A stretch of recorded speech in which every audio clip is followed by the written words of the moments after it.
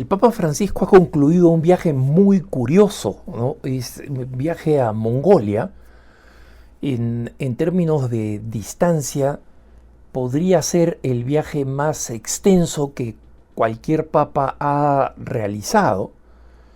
Y además a un país que tiene 1.500 católicos, ¿no? Y que tiene una población muy, muy baja. Tiene aproximadamente 1,5 millones de habitantes para un territorio enorme. Un tercio de la población vive en la capital, en Ulan Bator. O sea, se imaginan ustedes estas extensiones de estepas que son enormes, ¿no? Y que están deshabitadas. Y se encuentra entre China y Rusia, dos potencias mundiales muy importantes que además se encuentran en una relación muy tensa con muchos países de Occidente, a diferencia de Mongolia, ¿no?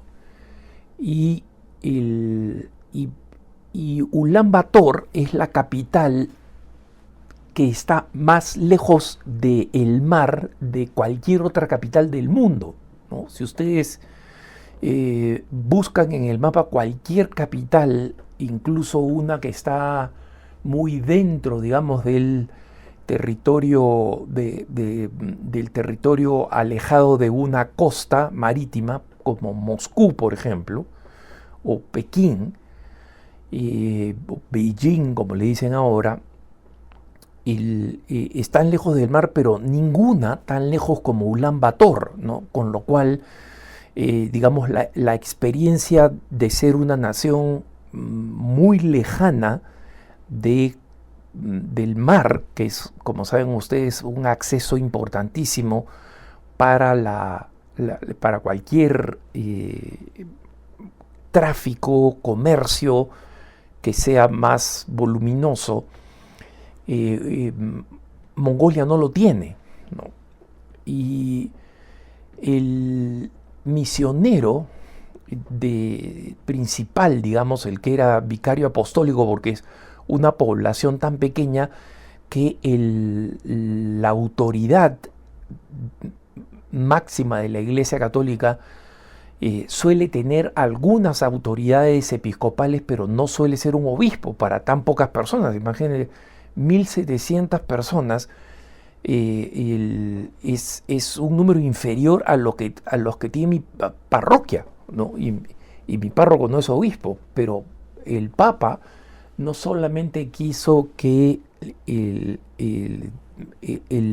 vicario apostólico del Ulan Bator, en realidad de todo el territorio mongol, de toda Mongolia, fuera obispo, sino que es alguien a quien él ha creado cardenal, ¿no? Y es un cardenal muy joven, muy impresionante, muy impresionante, italiano. Y este cardenal Giorgio Marengo, como digo, un misionero muy joven de gran espiritualidad, ha logrado promover las dos primeras vocaciones nativas mongoles, y una vez más digo, en una población de 1.500 fieles. Pero si ustedes han tenido la oportunidad de seguir los viajes del Papa, y este viaje específicamente, probablemente se hayan sorprendido de la tremenda recepción, de la importancia con que lo han recibido, porque Mongolia es, como digo, un país con un ingreso per cápita muy, muy bajo, es un país pobre, pero recuerden ustedes que es el país que tiene una historia de gran orgullo militar y de conquista, ¿no? El famoso Gengis Khan era mongol. Han tenido una tradición de ser grandes combatientes, y la construcción humana más grande de la historia, que es la muralla china, fue en realidad construida para detener a las invasiones constantes de los mongoles, que muchas veces no eran organizadas, eran distintas tribus, distintos merodeadores, pero Gengis Khan las convirtió las unificó y las convirtió en una fuerza enorme que, como saben ustedes, llegó hasta Europa, ¿no? Se dice que Gengis Khan, en algún momento, cuando entró en contacto con el cristianismo, lo vio con simpatía, y que su sucesor, su hijo Kublai Khan, fue bautizado cristiano, ¿no? Católico, pero nada de esto está confirmado. Lo que sí se sabe es que por lo menos Kublai Khan aceptó que el Vaticano, que la Iglesia Católica enviara a algunos misioneros a evangelizar al pueblo mongol, ¿no? Que entonces había conquistado grandes extensiones de terreno, tanto en la actual China como Rusia, y algunos de los países que hoy consideramos de la Europa del Este, ¿no?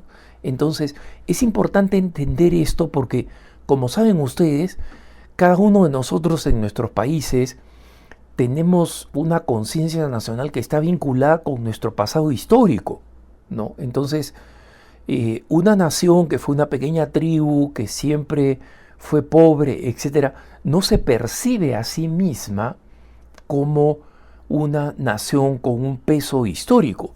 Pero una nación que hoy en día tiene una población bajísima, la gran mayoría de la población es budista, de relativamente poca práctica budista,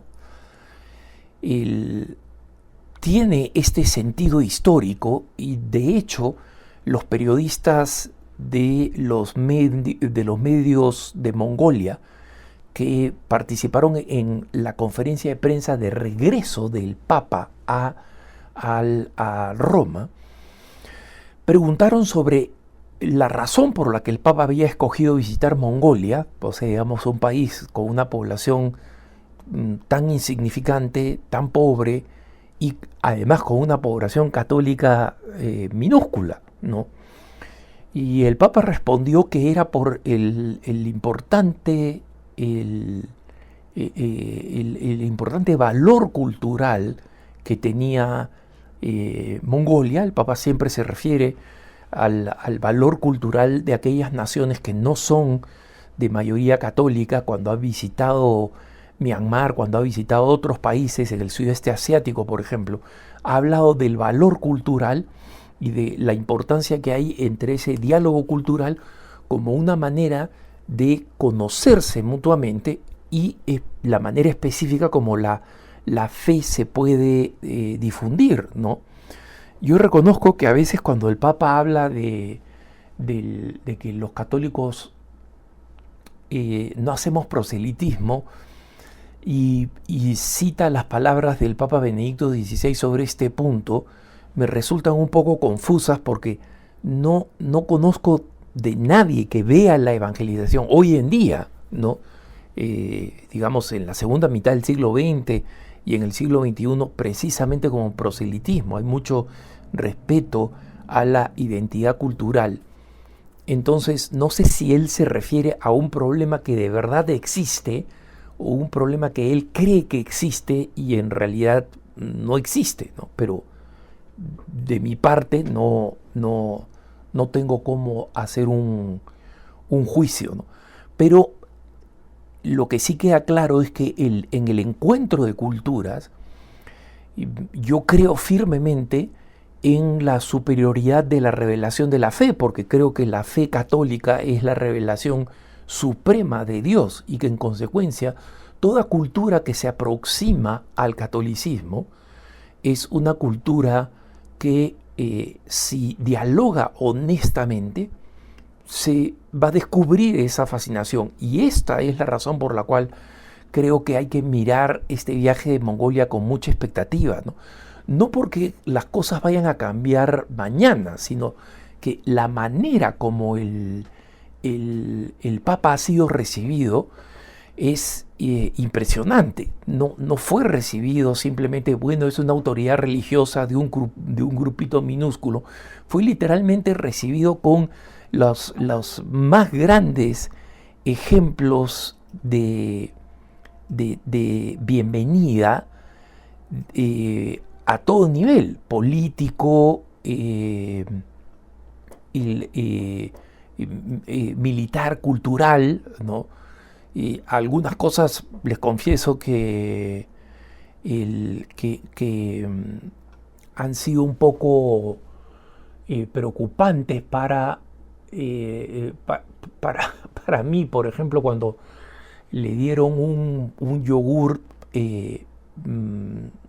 masticable, que para los mongoles es un elemento importante de la bienvenida, y el Papa se pasó algunos minutos masticando esta forma de yogurt, ¿no? Por suerte no le hizo ningún mal, y en el momento más tarde, cuando recibió a una